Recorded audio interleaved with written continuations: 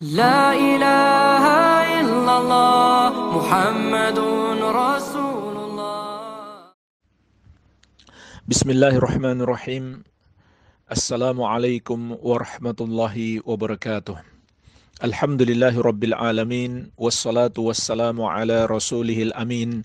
Wa ala alihi wa sahabatihi ajma'in. Wa man tabi'ahum bi ihsanin ila yaumiddin. Amma ba'd. Fa ikhwani wa akhwati fillah, kaum muslimin wal muslimat, rahimani wa rahimakumullah. Semoga Allah Azza wa Jalla senantiasa mencurahkan rahmatnya kepada kita sekalian.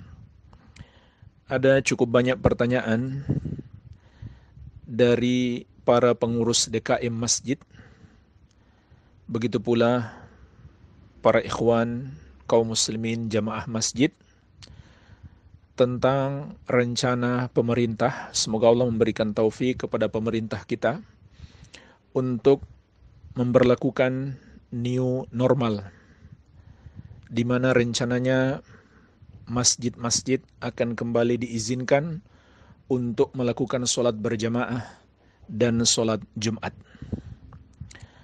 Maka ini adalah sebuah nikmat yang Allah berikan kepada kita. Akan tetapi kita harus memperhatikan dua syarat penting sebelum kita membuka dan melakukan sholat berjamaah serta sholat Jumat di masjid. Yang pertama adalah memastikan sudah ada izin pemerintah, termasuk ketentuan-ketentuan yang ditetapkan oleh pemerintah dalam penetapan izin tersebut, seperti ketentuan wilayah atau daerah yang diizinkan masjidnya dibuka, maka itu harus kita perhatikan dengan baik. Karena untuk kemaslahatan umum yang berhak menentukan dengan pertimbangan-pertimbangan adalah pemerintah. Baik, ini yang pertama. Yang kedua, tetap juga kita memperhatikan protokol kesehatan yang ditetapkan oleh pemerintah maupun yang disarankan oleh para ahli kesehatan. Ini juga harus diperhatikan dengan baik agar kita terhindar dari kemudaratan atau memudaratkan orang lain. Seperti menggunakan masker, begitu pula membuat saf dengan jarak yang agak sedikit jauh, mungkin 1 meter atau 2 meter. Begitu pula menjaga kebersihan dan lain-lain. Maka kita harus ikuti protokol kesehatan tersebut. Baik. Paling tidak ini dua syarat yang perlu kita perhatikan. Kemudian jemaah sekalian, jika kita masih khawatir, kita mengetahui kenyataannya di lingkungan kita masih sangat berbahaya. Apabila jamaah datang kumpul-kumpul, masih sangat berbahaya, sehingga kita khawatir. Maka tidak mengapa insyaallah ta'ala masjid tetap ditutup, karena syariat yang mulia ini memerintahkan kita untuk menjaga kemaslahatan kaum muslimin dan agar kaum muslimin tidak tertimpa kemudaratan. Ini tujuan syariat dan juga kaidah syariat, darul mafasid muqaddamun ala jalbi al-masalih. Menolak kemudaratan, mencegah kerusakan, itu lebih didahulukan daripada mengambil kemaslahatan atau meraih kemanfaatan. Begitu pula kaidah syariat, la darara wa la dirar, tidak boleh membahayakan orang lain, tidak pula boleh saling menimpakan bahaya. Sebagaimana juga tidak boleh membahayakan diri sendiri. Dan juga kaidah syariat saddud dzari'ah, menutup pintu-pintu yang bisa menjerumuskan kita dalam kemudaratan. Ini semua kaidah-kaidah syariat yang sudah tidak diragukan lagi dalil-dalilnya, dipahami oleh para penuntut ilmu. Maka berdasarkan kaidah-kaidah ini, tidak mengapa kita tetap menutup masjid, namun tentu juga hendaklah tetap berkoordinasi dengan pemerintah. Baik, ini yang kami pahami dari fatwa-fatwa para ulama di zaman ini.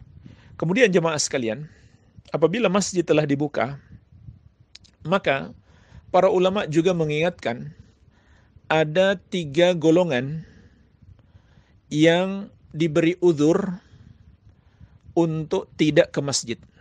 Ada 3 golongan yang diberi uzur untuk tidak ke masjid. Bahkan 2 yang pertama wajib tidak datang ke masjid. Sebagaimana disebutkan dalam fatwa Hay'ah Kibaril Ulama, ada 3 golongan. Yang pertama, orang yang sudah terkena virus ini atau virus COVID-19. Maka hukumnya haram bagi mereka untuk datang ke masjid, walaupun untuk sholat berjamaah ataupun sholat Jumat, dan ke keramaian manapun yang bisa menyebabkan mereka memudaratkan orang lain, maka hukumnya haram bagi mereka. Dan Rasulullah SAW juga telah mengingatkan, la yuridu mumridun ala musih.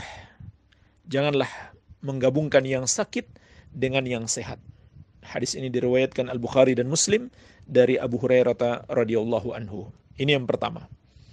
Yang kedua, orang yang telah ditetapkan atasnya keharusan melakukan karantina oleh sebuah lembaga kesehatan atau pihak yang berwenang, seperti rumah sakit tertentu ataupun departemen kesehatan dari pemerintah kita. Apabila seseorang atau sekelompok orang telah ditetapkan atas mereka keharusan untuk melakukan karantina, maka haram bagi mereka untuk mendatangi tempat-tempat yang bisa menjerumuskan orang lain di dalam bahaya.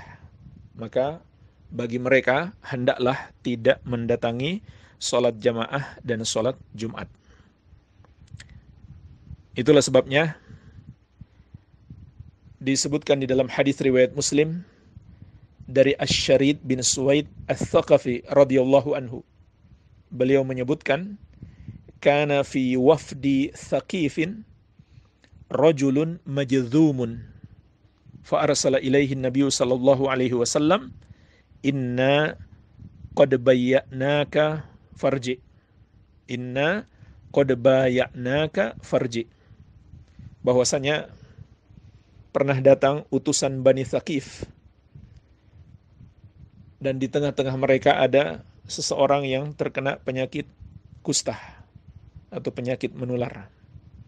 Maka Nabi SAW mengirimkan orang kepadanya untuk menyampaikan pesan beliau, sesungguhnya kami telah membaiatmu, maka pulanglah. Jadi Nabi SAW menetapkan dia tidak boleh masuk ke kota Madinah. Oleh karena itu, apabila telah ditetapkan oleh lembaga yang berwenang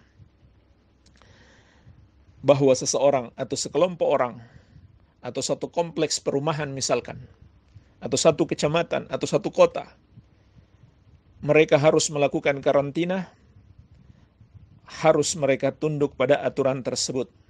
Baik, ini yang kedua. Kemudian yang ketiga, orang yang khawatir tertular. Jadi dia baru sekedar khawatir. Dan kekhawatirannya itu berdasarkan fakta-fakta. Dan kita sudah maklumi ini fakta-fakta yang nyata, yang jelas akan tersebarnya virus COVID-19 atau virus corona ini.